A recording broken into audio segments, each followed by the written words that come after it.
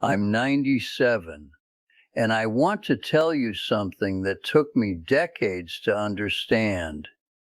There are things I did, things we old people do without even realizing it, and these things make people stay away from you. Not because we're bad people, not because we don't love our family, but because nobody has the guts to tell you the truth. And I want to tell you the truth because I made these mistakes, all of them. And I know because I watched people start to avoid me slowly without saying it out loud. But I saw it, I felt it, and it took years to understand why. So today I'm going to tell you the mistakes I made, the habits I developed without noticing, and how, when I finally figured it out, things started to change. The first one, complaining. Complaining all the time. Look, when you're 97, you got a right to complain, right? You got pain, you got problems, your body doesn't work like it used to. The world changed in ways you don't understand. It's okay to complain a little. But me, I spent years complaining. Not a little, all the time. It was my language. I'd wake up and start counting my pain, the things that hurt, the things that were wrong, the weather, politics, people, my grandkids not visiting enough, everything. Everything was a complaint. And what happened was slow. So slow I barely noticed it. But people started to change around me. When they saw me coming, their faces would get a little harder. When I called, the phone would be answered a little slower. Visits got shorter. My son Dave, he told me without telling me. He came to visit. I started talking about my back, my knee, how expensive groceries got. He listened for a while. Then he said, real quiet, Dad, how was your week? He wasn't asking about my pain. He was asking about my life. It was a moment, a small moment, but it was enough to make me understand. People don't want to hear a list of problems. They want to feel there's more in you than just pain. When you only talk about what hurts, you teach them that's all you are. And that's not true. The second mistake, talking only about my health. This is like the first one, but it's different because this isn't general complaining. This is obsession. This is turning every conversation into a medical report. I spent years doing this. My medicines, my doctors, my blood pressure, my cholesterol, the hospital, the tests, what the cardiologist said, what the other doctor said, my symptoms, my allergies. It was it was everything. It was my identity. And what I saw was interesting. My granddaughter Sarah used to visit. She was small, smart, curious, but after listening to me talk about my health problems for an hour, she'd leave. Not because she didn't love me, but because it didn't feel good being here. Because every conversation was like visiting a clinic, not a house, not family. At some point, she stopped coming, and when she finally came again, after months, it was different. She was expecting me to talk about my diseases, and it was like she'd already given up, that I'd be different. One day she looked me in the eye and said something that hit me. She said, Grandpa, did you ever go a day without thinking about what hurts? I didn't know how to answer. The third mistake, being too opinionated, criticizing everything. I worked 60 years in a factory. 60 years. I saw changes.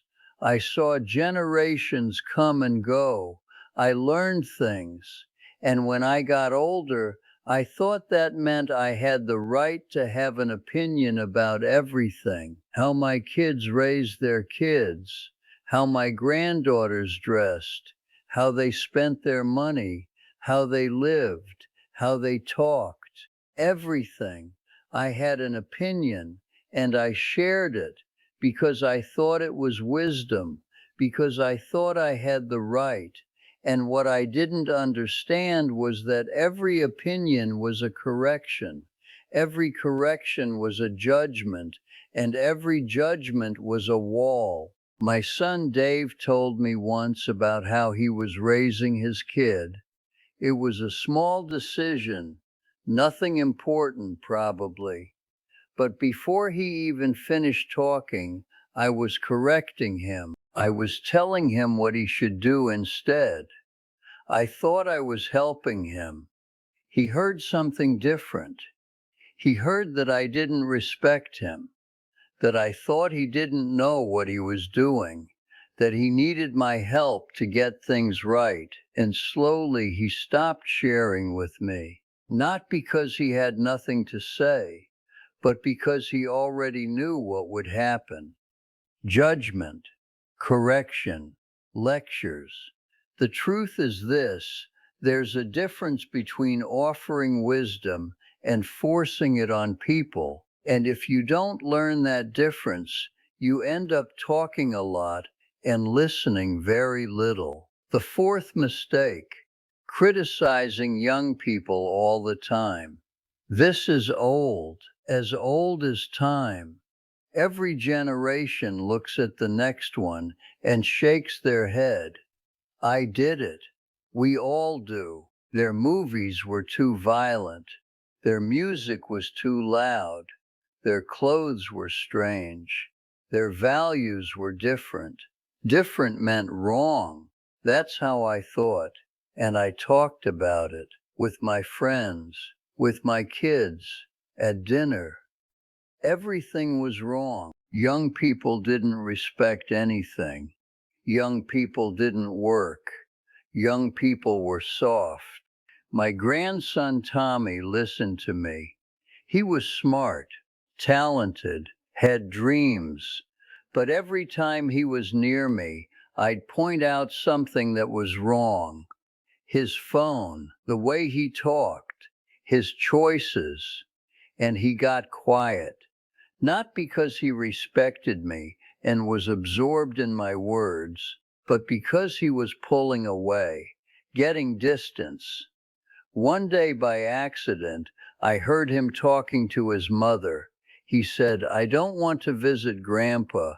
He always makes me feel like I'm doing everything wrong." That hit me because I wasn't trying to hurt him, but I was. So I changed. I started noticing what he did well. I told him when I admired his creativity, when I was proud of his decisions, when I believed in him, and slowly he came back. Not because I forced him, but because it felt safe to be around me. The fifth mistake: living too much in the past. Oh, this one. This is easy when you're old, because the past is the only thing you have, the only thing that's safe, the only thing that already happened and won't change. I spent years living in my stories. When I worked in the factory, in my time, I remember when those were my favorite phrases, and I could talk for hours about how things were, how it was better, how it was different. My grandkids would listen, at first with patience, then with tolerance, then with impatience. Then they didn't listen. One time, my granddaughter Jennifer was trying to show me something on her phone, something that excited her, something from her world, her life. And I interrupted with a story about my youth, something I thought would be relevant. She smiled politely, but I saw how the light went out of her eyes. That moment wasn't about me, and I'd taken it without even noticing. Since then, I tried to do something different. I tried to ask more than answer, to listen to other people's lives instead of always bringing it back to mine. And I noticed something. When I do that, people stay, they stick around, they want to be near me. The sixth mistake, refusing help all the time. This can look like strength, independence, pride, standing on your own 2 feet, things I valued my whole life, and I'm proud of that. But there's a point where holding on to that too tight, clinging to your independence like it's the last thing you have, starts to push people away. Because when you refuse help constantly, you're not just protecting your independence, you're denying other people the chance to care for you. And caring, that's how people connect. I spent years refusing help. No, I can do it. No, I don't need help. No, I'm fine. Every time someone offered to carry something, help me with something, I said no, because I didn't want to feel weak. I didn't want to feel like a burden. But what I didn't understand was that I was creating distance. I was saying, I don't need you. I don't want your help. Stay away. Then one day, I just said yes. It was something small, letting someone help me with groceries. And I noticed something. It didn't make me smaller. It made the connection stronger, because now he had a reason to be near me. Now he was useful. Now he mattered. Sometimes accepting help isn't losing independence, it's allowing closeness. The seventh mistake, losing your sense of humor. Life, especially when you're old, gets very serious. There are losses, there's pain, there are disappointments that pile up. It's easy to let that weight take control of your spirit. But when you lose the ability to laugh, to smile, to find something light even on a heavy day, people feel it. They don't feel drawn to you, they feel depressed.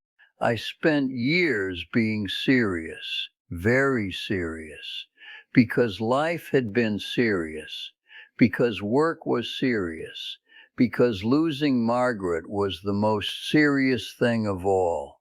And people noticed. When I walked into a room, I didn't bring light, I brought weight, I brought seriousness.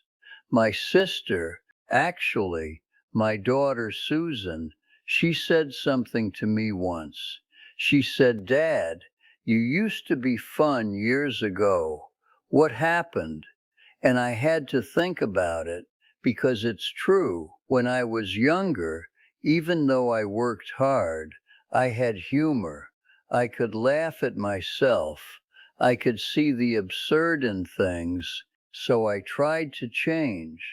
It's not easy when you're 97. It's not easy when you've been serious for decades. But I started looking for little things to laugh about. My forgetting stuff, my mistakes, the absurd things that happen, and people started staying longer, because being with me didn't feel like being with an old man. It felt like being with someone alive. The eighth mistake, playing the victim all the time. This one's heavy, because loneliness is real. Feeling forgotten, left behind, those feelings can cut deep. It's easy to fall into the habit of saying, nobody visits, nobody calls, I don't matter to anybody anymore. And sometimes it even feels true. But when you live in that mindset, it becomes a wall between you and others because people don't know how to approach you. Every interaction feels like it carries guilt. I went through that. After Margaret died, the days were long, the house was quiet, and I convinced myself that I'd been abandoned. But one day, I made a small choice. I picked up the phone. I called an old friend. Not to complain, not to accuse him, just to ask him how he was doing. That one call led to another and another, and slowly the silence started to lift. Connection doesn't always come to you. Sometimes you have to take the first step toward it. Those are my mistakes, the main ones, the ones that push people away without anybody saying it. And what I learned is this: none of these make me a bad person. It just means I'm human, that I'm learning, that at 97 I'm still in the process of understanding how to be with others without pushing them away. I didn't have to change everything at once, just one thing at a time, one habit, one moment where I chose different. And what happened was that people started to come back, not because they were forced, but because they finally felt like they could be near me without losing themselves. I opened this channel because there are things nobody says. Nobody wants to tell an old man, I'm avoiding you because you talk too much about your pain. Or, I stop visiting because you always criticize me. Or, I pull away because everything is complaining. Nobody says that because it's cruel, because we love our grandparents, our parents, our old friends, but it's true. And if someone you love is old, if someone you care about is starting to be alone, maybe it's because they're making one of these mistakes without knowing it.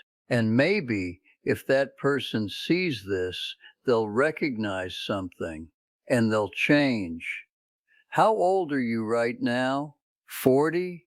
50? Already 60? Because these mistakes aren't just for old people. These are human mistakes. And if you recognize some in yourself, there's still time to change. There's still time to learn. Because that's what I figured out, that it's never too late, that even at 97 I can be better. I can listen more. I can complain less. I can let other people get close to me. And life becomes different when you do that. People want to be with you. They want to visit. They want to call because you feel like someone who's alive, not just someone who's getting old. My grandson Tommy, he came by yesterday. We didn't talk much. We just sat. He brought coffee. We drank it, and that was enough. That was my whole day right there. Subscribe if this touched you.